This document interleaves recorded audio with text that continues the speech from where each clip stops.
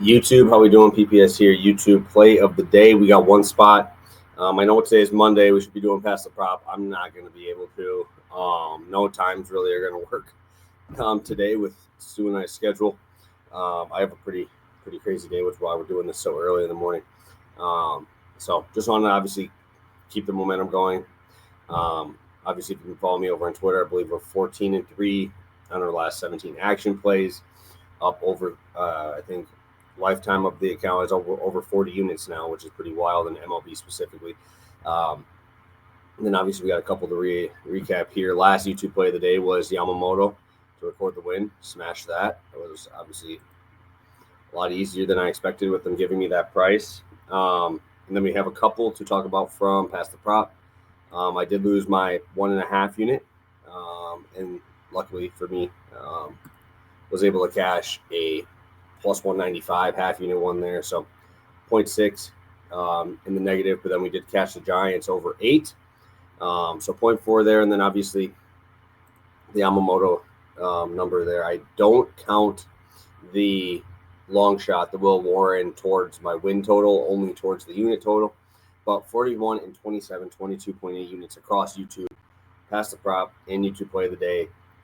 It's been pretty crazy. It's been pretty awesome to be able to cash these with you guys. I hope you guys have been tailing not only these, but also the ones I do throw on action. I usually do those on busier days, which obviously in the summer is a lot more often.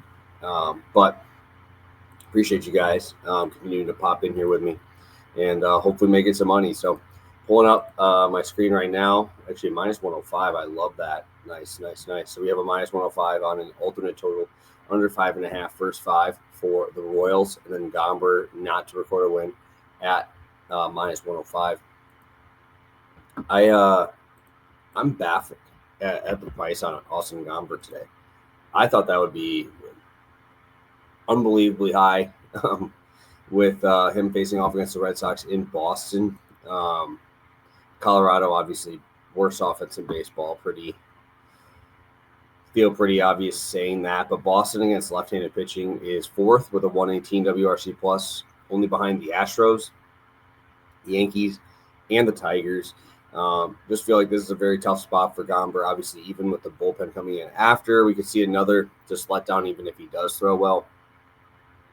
I think Richard Fitz is throwing on the other side. Actually been pretty good. I have been a bit surprised. Obviously, I don't like seeing it 2.5 earned run total, but we do have juice to the under there. Gomber's at 3.5, so I just think this is gonna be a tough spot. I'm sure it's pretty hot out there too, so just gonna have to have Richard keep that ball on the ground. All right, so I think the Royals one is obviously the one you guys want me to talk about a little bit more.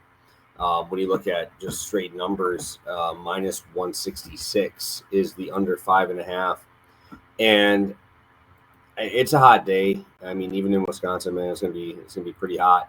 So I'm assuming out there it's gonna be pretty hot too. My biggest thing here is just how awful both sides are against left-handed pitching. We just talked about the Rockies being the worst. Pittsburgh is second worst at 71 WRC plus. We look at the Royals; they are 5th worst with a 73 WRC plus. So they both struggle. I still don't know how Andrew Heaney gets out of games without getting rocked. It baffles me. But he only has an 8% barrel rate, which is big. He does not allow that much hard contact either, which is pretty wild. 42% hard hit rate. Like I said, we've seen a lot of these guys upwards to 45 to 48. But I'm just not a huge fan of this Royals lineup, especially against lefties. You're obviously getting Caglione, tough spot. Go on the list. You just got all these dudes in tough spots here. When you got, Drew Waters is specifically a better left-handed hitter. Pasquantino, obviously. And Sal Perez just hasn't been hitting lefties as well as he has in the past. Obviously, Bobby Witt, Michael Garcia, those guys will be fine. Those guys are studs.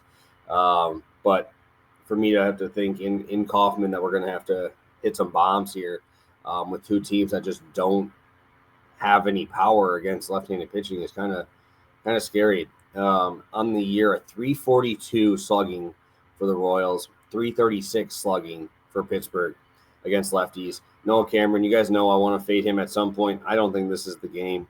The Pirates 221 batting average, like I said, they're only 1% better than the Rockies against left-handed pitching, and the Rockies are historically bad. So I'm rolling with both pitchers.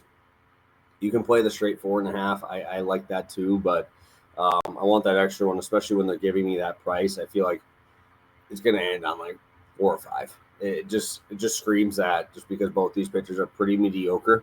I'm just fading both offenses in this spot and accepting that it's going to be a pretty lackluster game and not one that I want to have my eyes on. So rolling with Austin Gomber, no win with Royals first 5 under 5.5 at -105 on DraftKings. So thank you guys so much for tuning in. We appreciate you. Hopefully you guys are tailing. Hopefully you guys have made some money with me throughout the season here. So if you could hit that like button, it goes a long way. Subscribe to the channel if you haven't already. Should be back past the prop tomorrow. Hopefully Stu will have that day open. But yeah, it's just it would have been impossible today to try to make it work. So have a good one, guys. Best of luck, and I'll catch you guys tomorrow.